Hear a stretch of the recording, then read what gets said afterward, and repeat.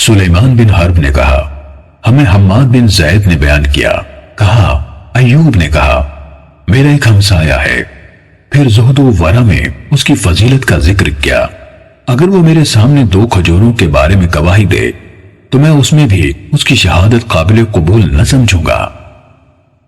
صحیح مسلم حدیث نمبر 61۔ معمر نے کہا میں نے ایوب کو کبھی کسی کی پیٹھ پیچھے اسے برا کہتے نہیں سنا سوائے عبد الکریم یعنی ابو امیہ کے، انہوں نے اس کا ذکر کیا تو کہا اللہ اس پر رحم کرے، غیر ثقہ ہے۔ اس نے مجھ سے اکرمہ سے روایت کی گئی ایک حدیث کے بارے میں سوال کیا، پھر لوگوں سے کہا میں نے اکرمہ سے سنا ہے۔ صحیح مسلم حدیث نمبر 62۔ عفان بن مسلم نے کہا حمام نے ہم سے بیان کیا، کہا ابو داؤد اعمہ ہمارے ہاں آیا اور یہ کہنا شروع کر دیا ہمیں برا رضی اللہ عنہ نے حدیث سنائی اور ہمیں زید بن ارقم رضی اللہ عنہ نے حدیث بیان کی۔ ہم نے یہ بات قتادہ کو بتائی، انہوں نے کہا اس نے جھوٹ بولا، اس نے ان سے نہیں سنا، وہ تو ایک منگتا تھا، انسانوں کی بے خونی کرنے والے طاعون کے دوران میں لوگوں کے سامنے ہاتھ پھیلاتا پھرتا تھا۔ صحیح مسلم حدیث نمبر 63۔ یزید بن ہارون نے کہا ہمیں حمام نے خبر دی کہ ابو داؤد اعمہ قتادہ کے ہاں آیا، جب وہ کھڑا ہوا اور چلا گیا تو لوگوں نے کہا اسے یہ الزام ہے کہ اس نے 18 بدری صحابہ سے ملاقات کی۔ اس پر قتادہ کہنے لگے طاعون کی وبا عام سے پہلے یہ ایک منگتا تھا، اس کا علم حدیث ایسی کسی چیز سے کوئی سروکار نہ تھا، وہ اس بارے میں بات تک نہ کرتا تھا۔ بخدا نہ حسن بصری نے کبھی کسی بدری سے بلا واسطہ حدیث ہمیں سنائی، نہ سعید بن مسیب نے ایک سعد بن مالک رضی اللہ عنہ کے سوا کسی اور بدری سے براہ راست سنی ہوئی کوئی حدیث سنائی۔ صحیح مسلم حدیث نمبر 64۔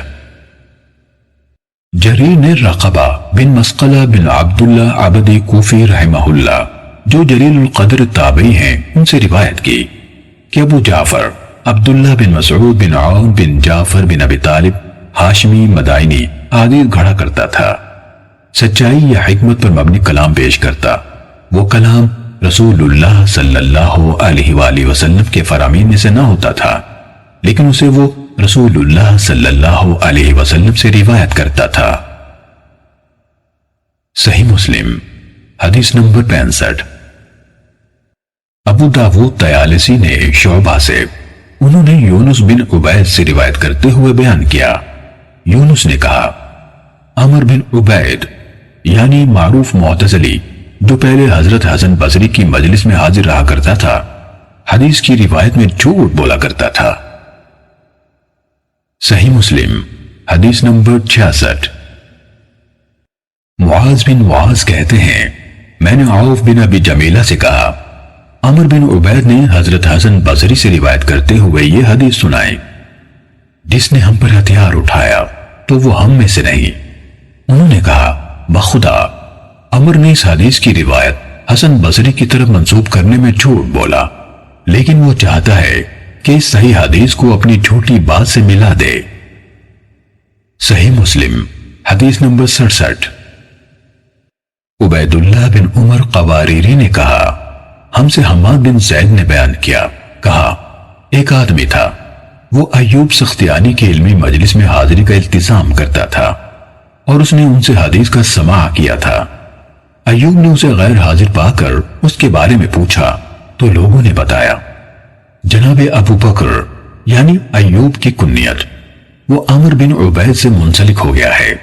حماد نے کہا ایک دن میں ایوب کے ساتھ تھا، ہم صبح سویرے بازار کی طرف گئے تو اس آدمی نے ایوب کا استقبال کیا، ایوب نے اسے سلام کہا اور حال احوال پوچھا، پھر ایوب کہنے لگے مجھے یہ بات پہنچی ہے کہ تم اس آدمی کے ساتھ منسلک ہو گئے ہو۔ حماد نے کہا انہوں نے اس کا یعنی عمر کا نام لیا، وہ کہنے لگا ہاں جناب ابو بکر، وہ غرائب یعنی ایسی باتیں جنہیں کوئی نہیں جانتا ہمارے سامنے لاتا ہے۔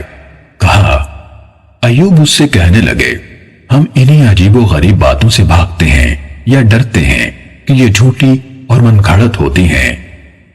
صحیح مسلم حدیث نمبر 68۔ سلیمان بن حرب نے کہا، ہم سے ابن زید یعنی حماد نے بیان کیا، کہا ایوب سے عرض کی گئی۔ عمر بن عبید نے حضرت حسن بصری سے روایت بیان کی ہے کہ انہوں نے کہا، جسے نبیذ یعنی شراب سے نشہ ہو جائے اسے کوڑے نہ مارے جائیں، تو انہوں نے یعنی ایوب سختیانی نے کہا، اس نے جھوٹ بولا، میں نے خود حسن سے سنا، وہ کہتے تھے جسے نبیذ سے نشہ ہو جائے اسے کوڑے مارے جائیں۔ صحیح مسلم حدیث نمبر 69۔ سلام بن ابی مطیع کہتے ہیں، جناب ایوب سختیانی کو یہ خبر پہنچی کہ میں عمر بن عبید کے ہاں درس میں جاتا ہوں، تو ایک دن وہ میرے پاس آئے اور کہا، تم نے غور کیا ایک ایسا آدمی آیا جس کے دین پر تمہیں اعتبار نہ ہو، تم اس کی حدیث پر کیسے اعتماد کرو گے؟ صحیح مسلم حدیث نمبر 70۔